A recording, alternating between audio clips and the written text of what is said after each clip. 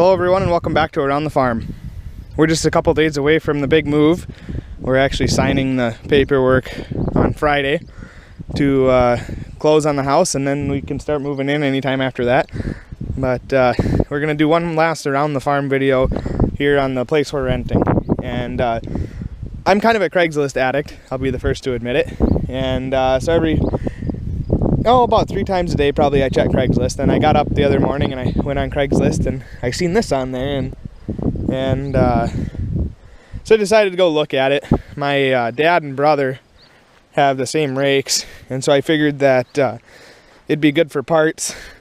They hey, look at that, I've been missing that. I thought I was gonna have to buy a new one. Anyways, the parts for these are hard to find. They don't make some of them anymore, like these knuckles right here, they do not make anymore. And so those were mostly in good shape. There's one of them that's pretty worn out. But for $200 I figured that if nothing else it's good for parts.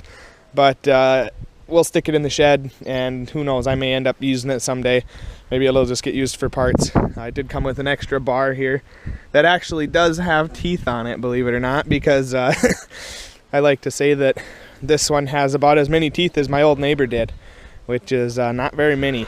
But teeth are cheap, especially if you get the cheaper ones. I think they're like $1.50 or something like that. So put new teeth on it and it'd probably be ready to rake. I haven't checked into the drive system at all, but I'm assuming it works. And if it doesn't, it's fairly simple to rebuild. But on these 896A rakes, there's just a cog on the bottom, and you pull that out and turn it a quarter turn, and that's what engages the drive. Like I said, it's not perfect, but if I were to keep it and use it, it's not like I'd be doing a lot of acres of hay anyways, and so it's going to be more than good enough for what I would need.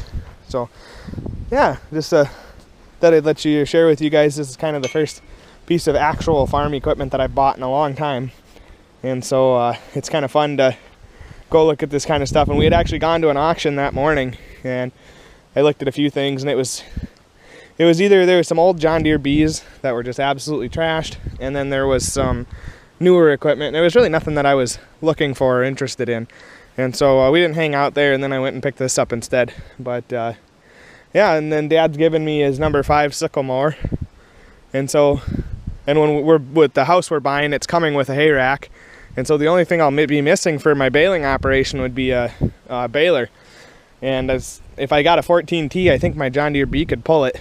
And so I'm going to keep my eye out for one of those over the next couple of years. And we don't have any hay ground or anything right now, but there's a lot of ditches and stuff. And a guy could probably find some that don't get cut. And it'd be nice to be able to put up my own hay for my sheep instead of having to buy it or driving all the way back and get it from Dad. But anyways, yeah, just a quick little update video. I'm probably not going to have much at all for any of my series over the next week or so.